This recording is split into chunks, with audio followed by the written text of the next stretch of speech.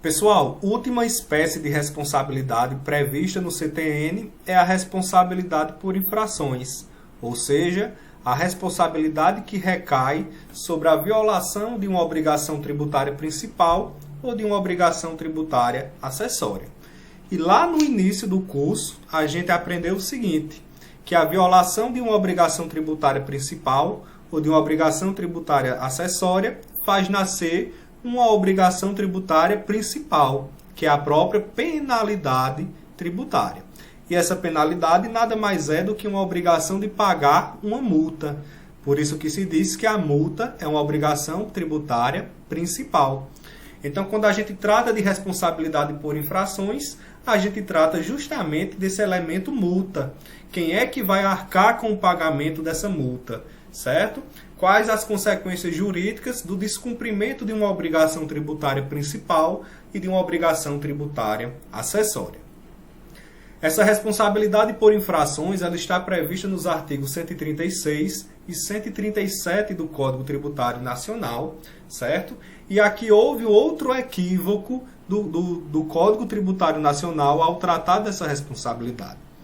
E houve um equívoco porque o termo responsabilidade aqui utilizado, ele vai se aplicar tanto aos contribuintes quanto aos responsáveis.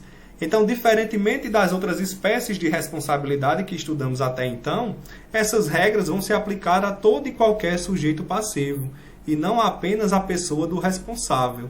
Tanto o contribuinte quanto o responsável deverá ser penalizado pelo descumprimento de uma obrigação tributária principal ou acessória. Por isso se diz que houve esse equívoco didático. O CTN ele deveria ter se tratado esse tema em outro momento, em outro espaço, diferentemente dessas outras espécies que nós já estudamos anteriormente. Tá certo? Então, guardem essa informação que essas regras do artigo 136 e do 137 se aplicam tanto aos contribuintes quanto aos responsáveis, tá certo? Porque ele vai tratar justamente dessas consequências jurídicas relativas ao descumprimento de uma obrigação principal ou acessória, ou seja, nada mais, nada menos do que a responsabilidade pelas multas tributárias. E aí o tema, gente, tem que ser analisado sob a ótica da responsabilidade objetiva e da responsabilidade subjetiva. E aí a gente se pergunta, essa responsabilidade pelas infrações, né, a legislação tributária, ela é objetiva ou é subjetiva? E a resposta está no artigo 136 do CTN. O artigo 136 vai dispor que, salvo disposição de lei em contrário, a responsabilidade por infrações da legislação tributária independe da intenção do agente ou do responsável. Então, de acordo com o artigo 136, esse contribuinte, esse responsável que descumpriu uma obrigação tributária, ele vai ter que ser penalizado, ele vai ter que ser multado, independentemente da sua intenção na prática do ato, certo? O dolo ou a culpa não são levados em consideração na aplicação da multa tributária. Apenas a conduta formal do agente deve ser analisada pela autoridade fiscal na aplicação da multa. Essa autoridade fiscal não tem que se preocupar em provar o dolo ou a culpa desse infrator, tá certo? E com isso se diz que ao se estabelecer uma responsabilidade objetiva, o Código Tributário Nacional acabou facilitando a aplicação das penalidades por parte da autoridade fiscal, tá certo? Essa autoridade fiscal só tem que comprovar, né, só tem que demonstrar a conduta formal do agente, demonstrar que esse agente descumpriu uma obrigação tributária principal ou uma obrigação tributária acessória, sem a necessidade de demonstrar e comprovar que houve dolo ou culpa por parte do infrator, ok? Então, a primeira observação se relaciona justamente com esse artigo 136. E vai dizer que essa responsabilidade objetiva é a regra geral nessa responsabilidade por infrações. Tá certo? Então, a regra é essa responsabilidade objetiva. E se eu estou dizendo que é uma regra, é porque se admite exceções. E essa exceção ela é admitida de acordo com o artigo 136, que no início vai dizer que salvo disposição de lei em contrário. Então, isso significa dizer que uma lei específica, em determinado caso concreto, em determinada situação específica, pode estabelecer uma responsabilidade do tipo subjetiva, né, excepcionando a regra geral que transforma, né, que determina, melhor dizendo, que a responsabilidade por infrações é uma responsabilidade do tipo objetiva. Então, cuidado que é uma regra geral, de modo que a lei pode estabelecer em sentido, né, uma disposição em sentido contrário, pode dispor acerca da responsabilidade subjetiva. Segunda observação, pode a lei tributária se utilizar da intenção do infrator para agravar sua punição? Né, a gente viu que para aplicar a multa, a autoridade pode aplicar independentemente da intenção do agente. Mas será que essa multa pode ser agravada, levando-se em consideração que esse infrator praticou o ato, né, de forma intencional, né, que ele praticou o ato, né, descumpriu a obrigação com dolo ou com culpa, né, que ele teve o intuito de fraudar a lei tributária? Né? Será que isso pode ser levado em consideração para majorar essa multa do agente, como eu coloquei aí no exemplo? E a resposta é positiva, tá, gente? E ela, né, um exemplo disso, está previsto no próprio artigo 44, inciso 1, da Lei 9.430, de 96. E essa lei, ela vai tratar da legislação tributária federal e vai dispor o seguinte: quando houver falta de pagamento ou de recolhimento do tributo, né, no âmbito federal, quando houver falta de declaração, né, ó aqui a obrigação acessória, ou quando houver uma declaração inexata, deverá ser aplicada uma multa de 75% ao infrator. Então vejam que o inciso 1 do artigo 44 não está tratando aqui da intenção desse infrator, tá certo, gente? Está dizendo o seguinte: se ele apresentou uma declaração inexata, não apresentou declaração ou não pagou o tributo devido, deve ser aplicada a ele uma multa de 75%, independentemente da sua intenção. E aí o parágrafo 2º está dizendo o seguinte, né? Então vejam aqui, o inciso 1 estabeleceu uma responsabilidade objetiva, aplicando-se aqui a multa, e o parágrafo 1º vai dizer o seguinte: o percentual de multa de que trata o inciso 1 do caput desse artigo será duplicado nos casos previstos nos artigos 71, 72 e 73 da Lei nº 4.502, de 30 de novembro de 1964. Essa lei, né, esses dispositivos previstos no parágrafo 1º, tratam aí de situações de sonegação, de fraude ou conluio, ou seja, quando o agente praticou a infração com dolo, né, com a intenção mesmo de sonegar, de fraudar a legislação tributária. E o parágrafo 1º, vejam, né, que ele leva em consideração essa intenção, esse elemento volitivo, para agravar a multa prevista no inciso 1 do artigo 44. Então, essa multa de 75%, ela vai ser duplicada em virtude da intenção do infrator em praticar, né, em violar a obrigação tributária. Então, é possível sim que a intenção seja levada em consideração para agravar a multa. E isso não faz, né, com que a responsabilidade deixe de ser objetiva. A responsabilidade continua sendo objetiva da agente. A multa, independentemente da intenção, ela será aplicada. Mas ela será agravada se houver intenção do agente na prática do ilícito, tá? Na prática da irregularidade.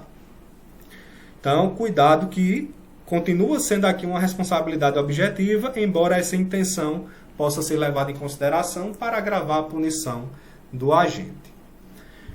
Cuidado, porque o brocardo do indúbio pro réu, ele se aplica aqui no âmbito da responsabilidade tributária por infrações. Tá certo, gente? Então, quando houver dúvida, por exemplo, se esse infrator agiu com dolo, se esse infrator tinha a intenção de fraudar a legislação tributária, de sonegar o pagamento do tributo, tá certo? Deve-se interpretar de maneira mais favorável ao acusado. Então, se houver dúvida acerca do dolo, da intenção desse infrator, deve-se considerar que ele agiu de boa fé, justamente porque a gente aprende que a má-fé e que o dolo não se presume, tá certo? Então deve haver prova de que ele tinha essa intenção de sonegar, de fraudar, que ele tinha esse dolo. Qualquer dúvida a respeito disso, deve-se aplicar o brocardo do indúbio pro réu de modo que deve-se interpretar aquela situação de maneira mais favorável a esse infrator, que é o que está previsto aí no artigo 112 do Código Tributário Nacional, tá certo?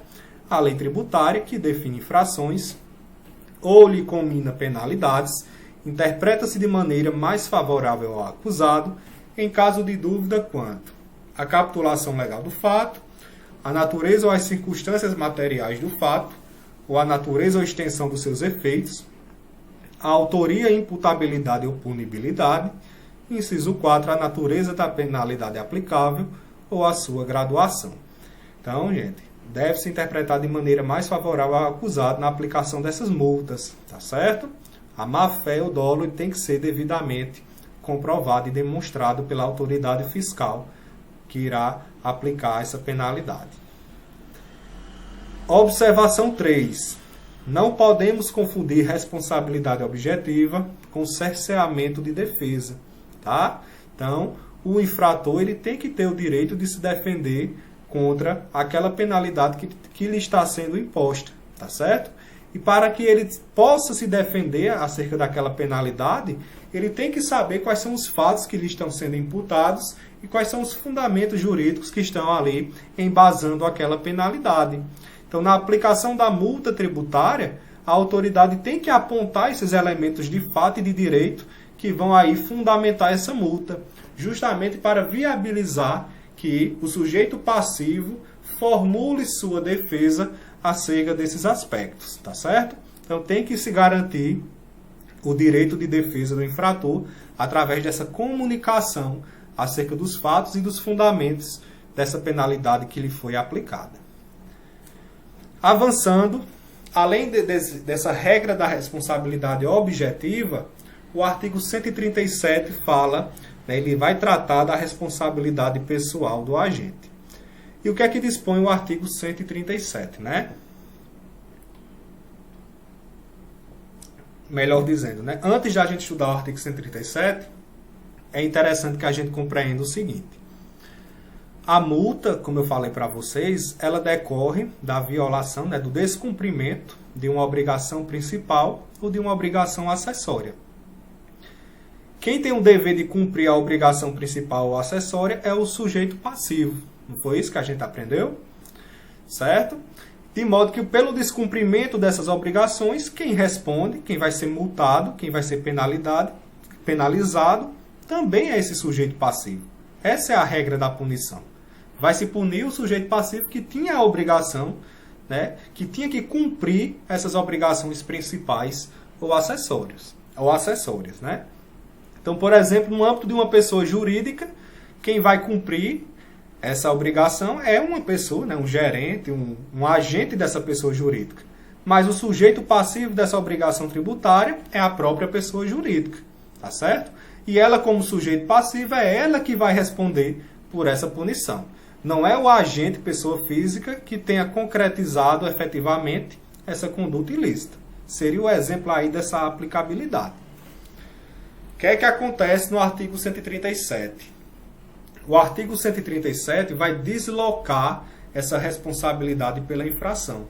Ela vai retirar a responsabilidade do sujeito passivo e vai colocar em outra pessoa que não figurava no polo passivo da obrigação tributária, em decorrência de algumas situações, de algumas questões que estão descritas nos incisos do artigo 137.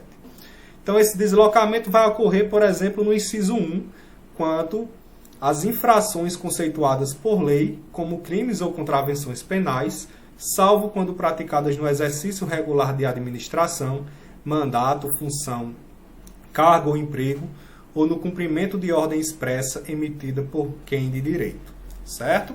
Então, imaginem aqui a situação, né, também de pessoas jurídicas. Esse artigo 137, ele se aplica aqui a pessoas jurídicas.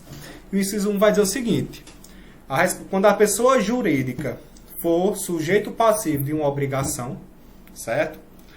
E essa obrigação, o descumprimento dessa obrigação, também se caracterizar como crime ou contravenção penal, a multa tributária vai ser deslocada do sujeito passivo, que era a pessoa jurídica, para o autor do crime ou da contravenção. Tá certo? Então, é o autor do crime ou da contravenção, pessoa física, né? Não se admite ainda, não é uma realidade no Brasil a responsabilidade criminal de pessoa jurídica, certo? Então, é a pessoa física que praticou o crime ou contravenção penal que irá arcar com a penalidade tributária que seria aplicável ao sujeito passivo, no caso, a pessoa jurídica. Tá certo? Então, quando o ilícito, além de configurar um ilícito tributário, também for um crime ou uma contravenção penal, vai haver esse deslocamento do sujeito passivo, que era a pessoa jurídica, para o agente que praticou esse ilícito considerado como crime ou contravenção. Tá certo? Então, nesse caso, quem vai responder penalmente não é a pessoa jurídica, mas a pessoa natural que executou o crime. E por ela responder pelo crime, ela também vai responder pela multa e pela penalidade tributária que seria aplicada a essa pessoa jurídica. E aí vejam que o inciso 1 vai tratar, né, de algumas exceções com relação a esse deslocamento de responsabilidade. Então, o inciso 1 vai dizer o seguinte: se esse agente que está sendo acusado de praticar esse crime, né, de praticar o ilícito, ele provar que agiu no regular exercício da administração, ele não será, né, penalizado. Ele não incidirá nessa regra do artigo 137. Então, essa penalidade não poderá ser deslocada para esse agente, porque ele provou que agiu no exercício regular da administração, certo? Ele vai provar que ele agiu, que ele foi mero portador da vontade da empresa, né? Ele obedeceu aí a determinações da própria administração, da própria política da empresa. Ok, gente? Então, não tinha como ele ter agido de outra forma, porque é assim que a empresa age, e ele prova dessa forma. Também vai dizer o inciso 1 que, se ele provar que cumpriu uma ordem expressa por quem de direito, ele também não será penalizado. E aí é lógico, né? Se ele apenas cumpriu uma ordem de um agente que tem hierarquia superior, por exemplo, a ele, é lógico que ele não será penalizado. Não haverá esse deslocamento da penalidade da pessoa jurídica, que era o sujeito passivo, para esse agente, porque ele apenas cumpriu uma ordem que foi expressa. E aí, nesse caso, né, nessa segunda exceção, quem vai arcar com essa penalidade tributária é a pessoa que ordenou essa ação, né? Que ordenou o ilícito, e não aquele que apenas executou aquela ordem expressa. Então, cuidado com as exceções, tá, pessoal? O inciso 2 vai tratar, né, da responsabilidade pessoal do agente quanto às infrações em cuja definição o dolo específico do agente seja elementar daquela situação.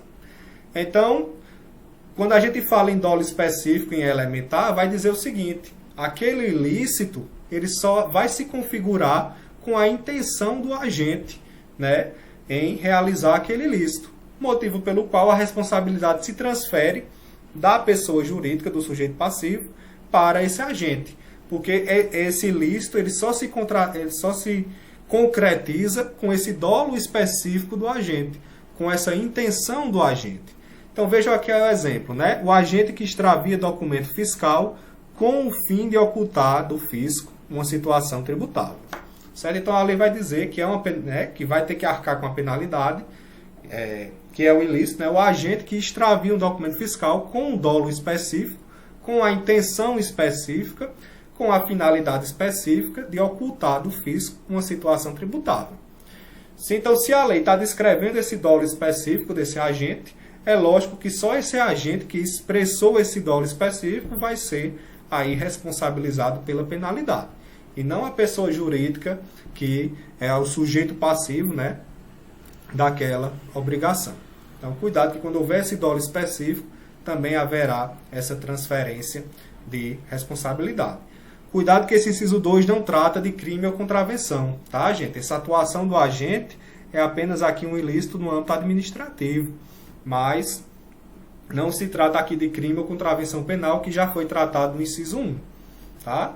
O que vai fazer transferir essa responsabilidade pela infração da pessoa jurídica, do sujeito passivo, para esse agente, é justamente essa intenção do agente que é levada em consideração para a própria configuração do ilícito.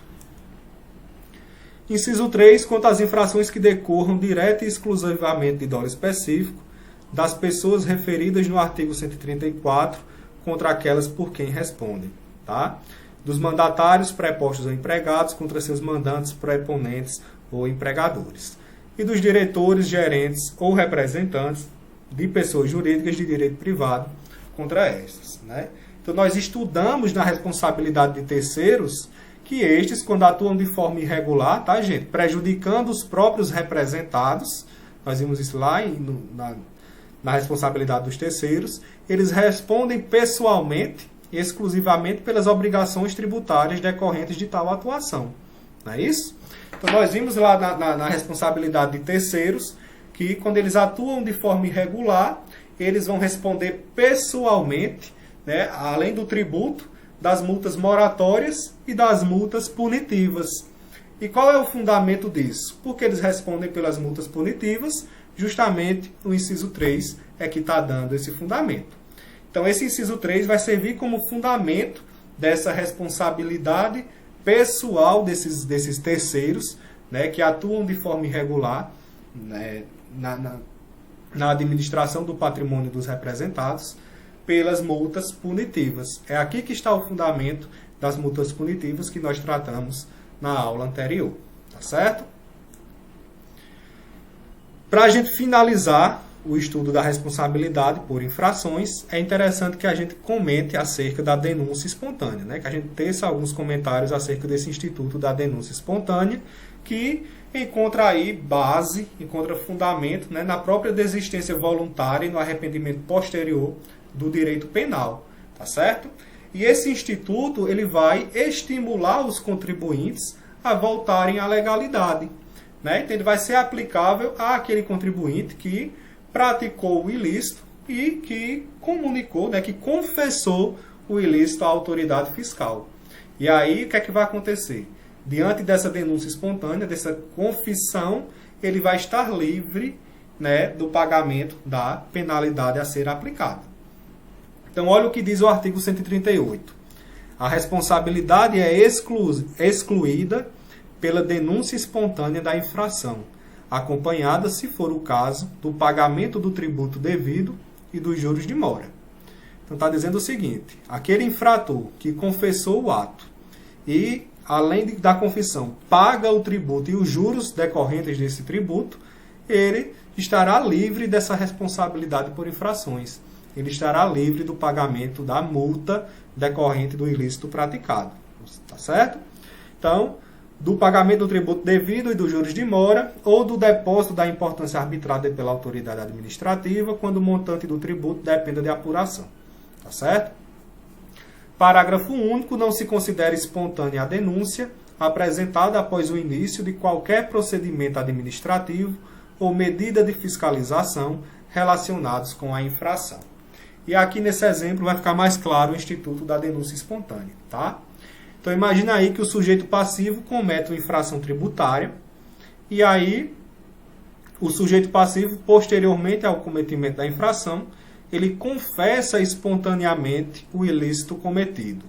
Lembrando que além da confissão, ele tem que pagar o tributo que ele deixou de recolher e os juros decorrentes da mora, né? Os juros de mora, os juros decorrentes do atraso no recolhimento desse tributo.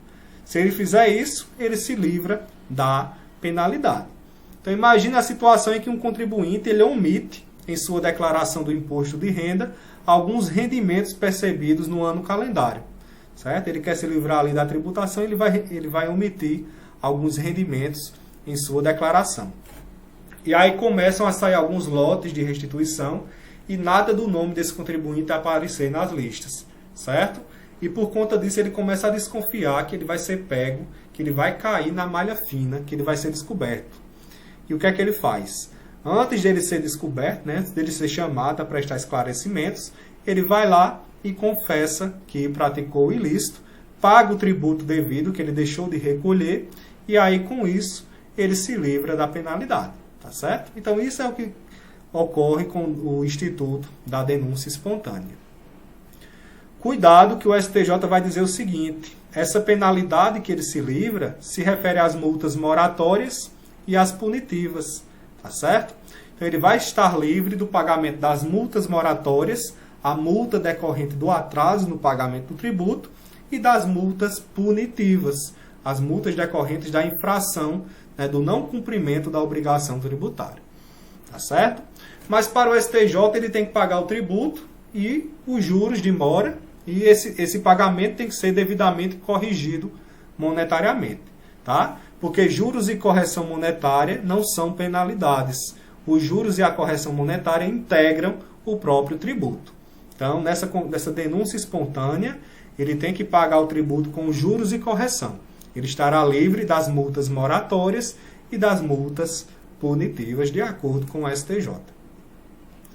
Quais são as condições da denúncia espontânea? E aí, isso aqui a gente já comentou, né?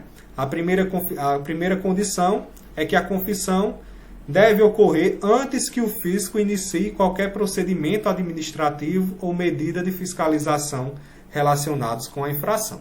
Certo? Então, essa denúncia espontânea ela só vai ter validade, pessoal. Esse sujeito passivo só vai estar livre da penalidade se essa confissão vier antes de qualquer procedimento administrativo ou de medida de fiscalização relacionados à apuração dessa infração. Se já tiver iniciado ali o procedimento administrativo ou a medida de fiscalização para apurar aquela infração, não adiantará que o sujeito passivo, né, realize essa denúncia espontânea, né? Que ele confesse que ele praticou aquela infração. E quando é que a gente considera o início do procedimento administrativo ou o início da fiscalização para fins de denúncia espontânea? O início do procedimento administrativo da fiscalização vai ocorrer quando o sujeito passivo for comunicado formalmente desse procedimento. Então, a partir do momento que o sujeito passivo ele é comunicado do início do procedimento de fiscalização, né, do procedimento de apuração dessa infração, ele não poderá mais se valer do instituto da denúncia espontânea. Então, mesmo que ele confesse aqui a infração após ser comunicado e pague o tributo e os juros, ele não vai estar livre das penalidades, né, da multa moratória e da multa punitiva. E aqui o artigo 196 vai estabelecer o seguinte, né, com relação a essa comunicação. A autoridade administrativa que proceder ou presidir a quaisquer diligências de fiscalização lavrará os termos necessários para que se documente o início do procedimento, na forma da legislação aplicável, que fixará o prazo máximo para a conclusão daquelas, tá certo? Então a autoridade vai ter que formalizar esse procedimento. E essa comunicação formal, gente, ela é realizada na prática através de uma notificação para prestar esclarecimentos, né, ou através de um termo de início de fiscalização. Então, quando é feita essa comunicação formal, acabou aqui o uso da denúncia espontânea. E o parágrafo único vai dizer o seguinte: os termos a que se refere esse artigo serão lavrados sempre que possível em um dos livros fiscais exibidos. Quando lavrados em separado deles, se entregará à pessoa sujeita à fiscalização cópia autenticada pela autoridade a que se refere esse artigo. Com relação a essa comunicação formal do sujeito passivo ainda, gente, essa notificação ou termo, ela deve ter algumas informações obrigatórias. Então, esse termo, essa notificação, vai ter que tratar quais são os tributos a que ela faz referência. Quais são os tributos que estão sendo apurados naquele procedimento. E além desses tributos, vai ter que estar comunicado, né, vai ter que estar inscrito naquela comunicação o período de apuração a que se refere o procedimento. Por que tem que ter essas informações? Porque o sujeito passivo ele só vai estar impossibilitado de se utilizar da denúncia espontânea com relação a esses tributos, né, constantes na comunicação, e com relação a esse período de apuração. A qualquer outro tributo, né, a qualquer outra infração que não esteja aqui descrita, poderá haver a denúncia espontânea do sujeito passivo. Então é interessante que essa comunicação especifique a que tributos está se referindo e qual o período de apuração também que está se referindo. Então o exemplo que eu coloquei para vocês foi a notificação para esclarecimentos acerca do imposto de renda do ano de 2017. Essa pessoa jurídica, né, o imposto de renda de pessoas jurídicas, ela não poderá se beneficiar da denúncia espontânea quando ela receber essa notificação, né, para esclarecimentos. Só que a denúncia espontânea só vai estar impossibilitada com relação ao tributo imposto de renda e com relação ao imposto de renda de 2017. Se ela tiver praticado alguma infração no ano de 2018, por exemplo, com relação ao mesmo tributo, ela pode se beneficiar do Instituto da Denúncia Espontânea, tá certo? Porque essa comunicação ela só se refere ao imposto de renda de 2017. Se houver, por exemplo, infração com relação ao IPI, ao ICMS do ano de 2017, pode haver a denúncia espontânea, porque essa denúncia espontânea só se refere ao imposto de renda, tá certo? Então é interessante, é necessário, melhor dizendo, que tenha essas informações na comunicação formal, para que outras situações possam aí ser utilizadas no Instituto da Denúncia Espontânea. Segunda condição do Instituto da Denúncia Espontânea é que, para que tenha efeito, a denúncia espontânea deve vir acompanhada do pagamento do tributo devido e dos juros de mora. E aí a gente já comentou, não é isso? Não vale apenas a confissão. Tem que haver o pagamento do tributo que deixou de ser recolhido juntamente com os juros de mora e a correção monetária. Nós vimos que juros de mora e correção monetária integram o próprio tributo. Ele só estará livre aqui do pagamento da multa moratória e da multa punitiva. Tá certo? Observação 1. O Instituto da Denúncia Espontânea não se aplica às obrigações acessórias. Então, ele só é aplicável às obrigações tributárias principais, ou seja, o descumprimento de uma obrigação de pagar o tributo. Tá certo?